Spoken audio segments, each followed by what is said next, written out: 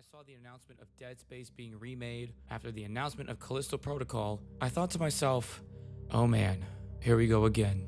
EA is going to try and remake something and completely screw it up. I was proven wrong, and I'm glad I was. With the announcement of Dead Space receiving a remake, I myself and the Dead Space community have a lot of skepticism in regards to EA's motive when making this game with the two companies involved, EA and Motive. A lot of us still had Dead Space 3 ingrained in our minds and how Visceral Games was shut down after the failure that Dead Space 3 had. It showed back then that EA didn't truly understand what made Dead Space the game it was and why it was so popular to begin with, and if they were even able to recreate it. Was Dead Space just lightning in a bottle? Or could it be redone? Does EA have what it takes to right the wrongs that they have made in the past, or will they be doomed to repeat it? Well, let's talk about it now, point by point. We'll be going through the mechanics, ambiance, and stories of the game, so let's begin. Spoiler warning ahead. You have been warned. The gameplay still feels extremely fresh and exciting. Having multiple necromorphs attack me still puts a sense of dread in my mind, and when adding impossible mode with the plasma cutter only heightens the fear aspect. When putting the marker on the ship to bring back down to Aegis 7, I felt nothing but extreme amounts of stress because I knew that if I died here, I would have to go all the way back to Chapter 9 on the USM Valor, because Impossible Mode only has one save point. With low health and barely any ammo, I had to improvise my attacks and really use the area to my advantage. You cannot turn your brain off at any moment in this game with the new system they've implemented into the game, or even some of the new additions to the story, like the warhead on Valor that I definitely didn't blow up. Well, fuck me. The HUD looks incredibly vibrant, and the video, audio, and text files look and sound amazing. One thing I will say is that set appearances versus surprise appearances in the game felt more 70-30 than 50-50 or even 30-70. I personally would have loved more monsters or even quarantine moments during my exploration of the ship to really enhance the tens of thousands of monsters aboard the Ishimura. Plus, having both laser and flashlight in darkened areas didn't give me much fear because I can still see from a distance where the necromorphs were coming from. Having a system where the flashlight loses batteries on your gun, I feel like would enable more fear and make it more chaotic instead of just seeing them from a distance running at me. Another thing that I really wish they would have expanded on is more open worldness when it came to the ship. Yes, I was able to go back and forth through the ship no matter what, no questions asked during the story of the game to do some certain side missions. However, I would have loved to have done maybe the engines first, or maybe go to the bridge first, or even hydroponics first. I think that would have really layered what you can do, and maybe the punishments for that happen later on in the game. Maybe the engine shut down because you didn't fix it in time, or the air in the ship is now on a timer because you didn't fix it fast enough. I think that would have made it really chaotic and would have made it better. Speaking of fear, let's not shy away though from how incredible the sound and the visuals are. Hearing whispers, screams, monsters, and random moments of music gave me constant moments of stress.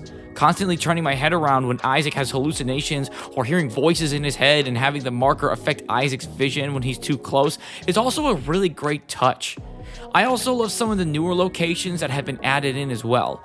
It really shows the full structure of the ship and gives it true depth. And new additions give me chances to keep my head on a swivel. I love what they've also added to multiple missions that were already in place the first game. Having the ADS system as an example set up in a new way is amazing, but when I fight the Leviathan for the second time, it's in a different location. It's so enriched, it gives, again, more depth to the ship. It's a nice touch to choose between 1 or 2 different outputs for electrical circuits to perform. Speaking of the new systems, having to sacrifice lights or life support to achieve a certain piece of machinery gives the player a choice that can enhance moments to make them feel more stress. It also highlights how truly damaged the ship is and how it's basically useless to fix everything and really choose what is more important at the end of the day. There are some moments where the graphics themselves look to be more 2-dimensional than 3, but I'm fine with that when everything else looks so pristine. Seeing Isaac's suit covered with blood and it just slowly starts to peel away looked absolutely incredible. I do want to say though that when it's moments where you can see the characters talking to each other with Isaac removing his helmet, it would be nice to see the facial expressions change on those characters, especially after the hell that they've been going through. But that can be done for the second game when it does come out. Speaking of character, the story is amazing.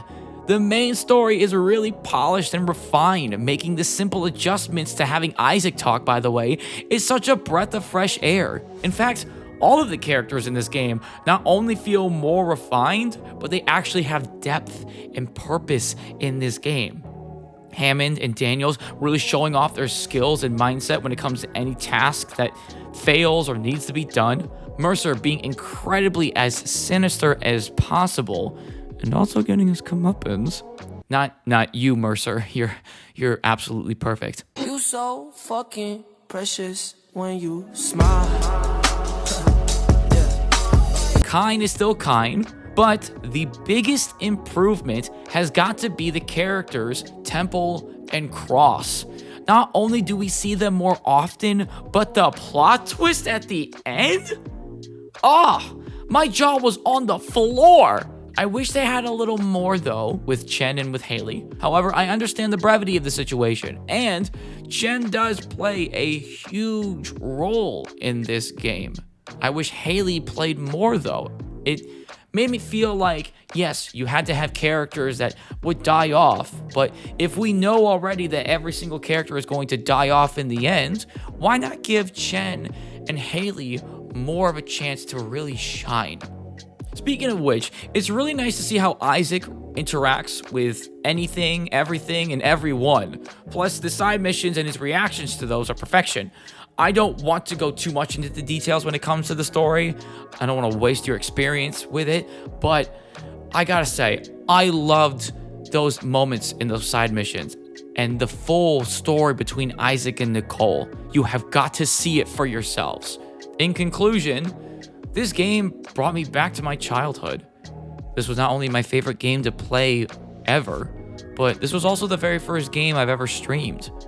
I felt a sense of joy, so getting the chance to do it again and feel that fear again made me fall in love with this game all over again.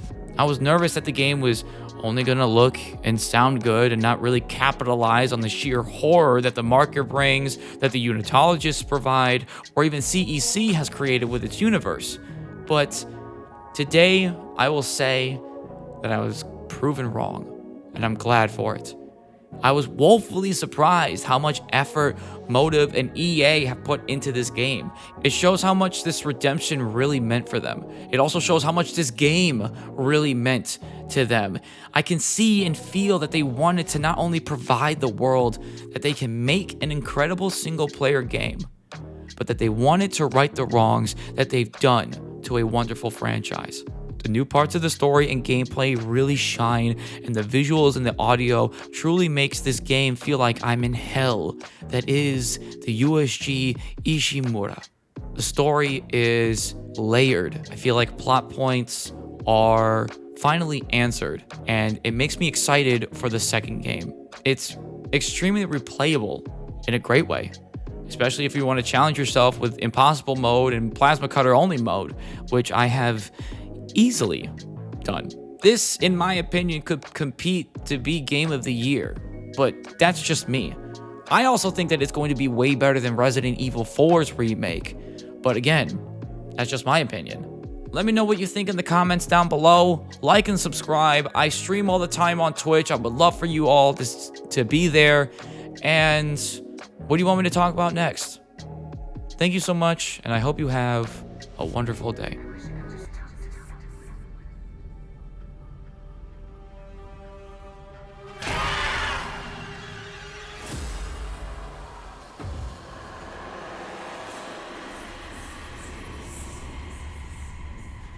Holy shit.